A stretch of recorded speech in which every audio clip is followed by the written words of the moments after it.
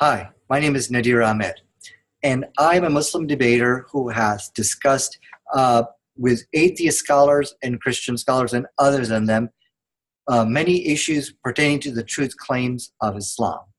Now, the question might be raised, well, who's winning these debates? Well, that's what this video is about, to go over the winning arguments of these debates. So you might be wondering, well, what's a winning argument? It's simply this, where your opponent agrees with the Islamic proposition after evidence he's basically cornered with evidence. But don't just trust me.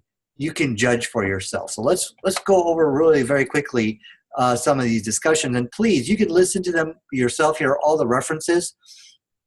Just type that inside Google. And here is a discussion which I had with someone who calls himself the Rationalizer. And he has made many videos in which he claimed to debunk the Quran and scientific miracle claims, in which we try to show that the Quran agrees with modern science today, which was just recently discovered. But anyways, let me go ahead and play the video for you here. That they committed openly, but plagues and diseases that were never known among their predecessors will spring amongst them.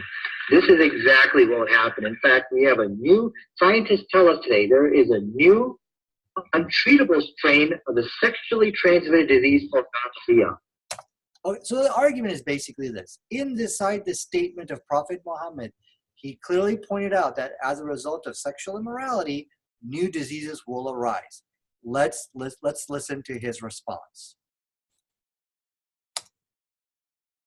And I'll answer you that the issue of there are new diseases, that part you do agree, is that correct? Well, I agree that we are suffering more with diseases that we weren't suffering from before, and diseases have also mutated from previous strains.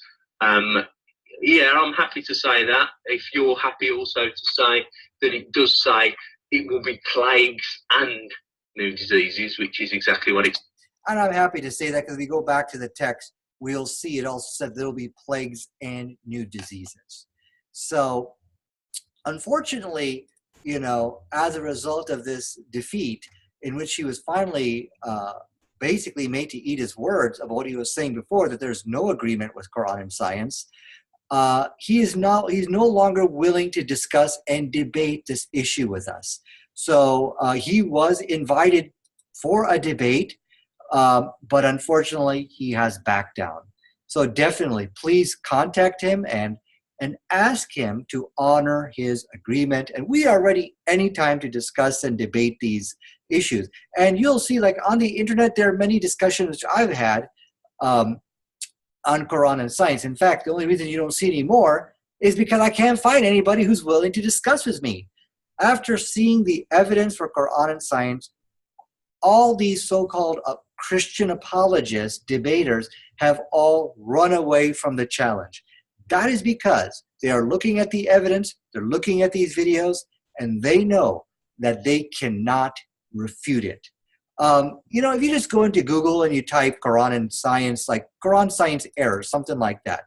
Oh, by the way, this is a very good discussion you might want to listen to, but you'll find tons and tons of video by really a lot of people. Well, let me just give this one example of David Wood over here. Here's a person who makes all these videos on so-called errors with science in the Quran, which we have debunked and dismissed. And if you have any questions about that, feel free to contact me. We'll send you our refutations to that. But here's the elephant in the room. Here's the problem. Where are all the discussions on the Bible and scientific errors in it? You will not find any videos. You will not find this guy right here, David Wood, coming forward and saying, oh, I would love to discuss the alleged scientific errors with the Bible. In fact, you could look on the whole YouTube and the internet. You will never find any Christians willing to discuss that topic. And that's ridiculous. Why would you make videos about the Quran and Islam when you are yourself running away from the same issue with a Bible. You know, and the vast majority of Christians are not this foolhardy or silly or hypocritical. Really, I think that's the right word. They can see through this facade, and I've had many discussions with them. And I think there needs to be some humility and some at least acknowledgement that, hey, you know, we're not really ready to debate the topic ourselves, but here, let's just talk about Islam. Something like that I can understand. But anyways, let me move on to the next discussion. Now, the next debate was with an atheist named Denny Giron. He was an atheist, and he has written many publications in which he tries to debunk the Quran and science claims. So listen to our debate in which our scientific evidences were presented to him. But anyway, I clearly pointed out that there are 8 statements in the Quran which agree with modern science. Actually, there's more than that, but I only had time to go over 8. And I said, what are the probabilities of all of this being right? He admits this stuff is not guesswork. He admits the stuff is not coincidence. Okay, let's listen to his response. So basically, we're showing him how the Quran agrees with modern science. And here's his response. All those meanings. Now, finally, Nadir said, what is the source of all this information? That was another direct challenge that he gave me. And I'm not going to answer that question because I think I can't. Because I think I can't. Okay, and he goes on. This is my objective. If I say the source was Aristotle, then I'm positively asserting that the book is not the word of God. And I said at the outset, I'm not going to positively assert that the Quran is not. Okay. That's kind of what we've been trying to tell you all along here, that if you look at the scientific evidence in the Quran and how it agrees with modern science, you can't find a natural explanation for it, meaning, well, maybe he copied from another source. Maybe we're just retrofitting and reading science into the text, or what a lot of people do today. Or maybe the Quran, maybe he was very observant. He would just observe these things in nature and write in the Quran. None of this makes any sense. Only one explanation makes sense, and that is this is a supernatural source, which is the author of the Quran. It took 2 hours to finally get that confession out of him, but thank goodness at least we all agree now. Okay, now the next discussion really is not Quran and science, but I think it's good just to throw in here. So basically, this is one on the topic of jihad, in which people have falsely claimed that the Quran is violent and intolerant. But anyways, it was pointed out in the debate that the reason behind the violence inside the Quran was actually found inside chapter 22, verse 40, in which it says over here, those who have been evicted from their homes without right, only because they say, our Lord is Allah, and were it not that Allah checks the people, some by means of the others, there would have been monasteries, churches, and synagogues, and mosques in which God's name is mentioned, would have been torn down. That's what the verse reads. So the purpose of the warfare was actually to protect people's religious freedom, to preserve churches, to preserve monasteries. Because back then, Christians would be subject to a lot of violence from other groups and even other denominations who would massacre and murder them in the name of doctrinal unity. So the purpose of jihad, according to the Quran, was to protect them and to fight those violent elements. So let's listen to the debate which I had with Robert Spencer. He's had many appearances on Fox News in which he tries to preach the gloom and doom of Islam. Listen to what he has to say in response to this. Now, he did quote 2240 and say that the point of the fighting was to secure the safety of not just the Muslims, but the non-Muslims. And that's absolutely true. But what he did not tell you was that this same verse, 929, it goes on to say that you must fight the unbelievers because they are unbelievers until... And of course, we refuted that. The verse doesn't say people should be fought because they're unbelievers. And he lost the debate. But please, this is only a 30-minute debate. Just go ahead and type that in YouTube and listen to the whole thing. It's a really good debate. But let me quickly also play for you my response to that. So this is what we were trying to explain to him. That yes, the purpose was to protect the non-believers, not to harm them. Here's my response. But anyways, so as you saw, he did concede to us tonight that yes, Muslims should fight for their safety, to protect their safety. Thank you. That's what we've been trying to tell you all night tonight.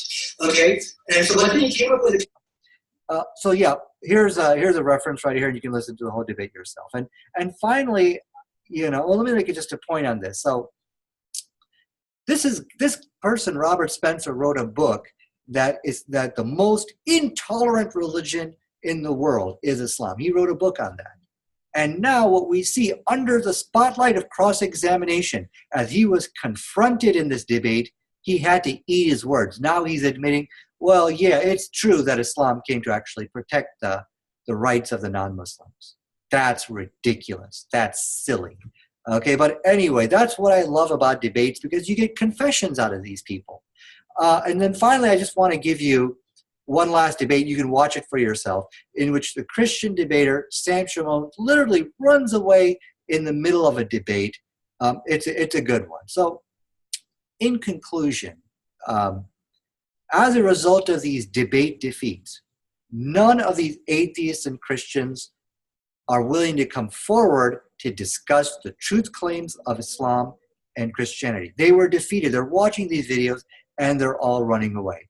And, I don't want you to get angry. I don't want you to write a whole bunch of nasty comments on the bottom of this YouTube video. Rather, what I would like for you to do, and really the only thing you really should do, contact them and invite them for debates and discussion, because now things have gotten really heated in a sense. Now we got modern technology like Google Hangouts, Zoom, GoToMeeting, where it takes the debate to an all new level. And for example, we can really look at how these arguments work with these type of technologies, because we can share our desktop like what you're seeing right now. We can play videos, we can show references. The public debates, which I've done in the past, we weren't able to do this at all. That's what these people are running away from. They are running away not just because they can't refute the claims of Islam, but that really high level of scrutiny which can be given to their arguments as a result of Google Hangout and this modern day technology. I don't think I could ever do a public debate again like I've done in the past, where we've been invited to town halls and stuff like that, because now we got this new technology. So and I just want to just conclude with this point. People who don't have great arguments really don't want to be in a situation where they can be closely examined. A lot of bad stuff can happen. To the contrary, people who have great arguments, you find them inviting all to come and challenge them. They jump at every opportunity to put on a display to their truth claims. Please feel free to go ahead and email me. And if you feel like there are people who are willing to discuss and debate, because I can't find any Christians who are willing to discuss the Bible and scientific errors within it. Go on YouTube and find any Christians willing to debate that. None. Only the Muslims are coming forward to debate and discuss this. And my door is always open where you can debate any topic with me.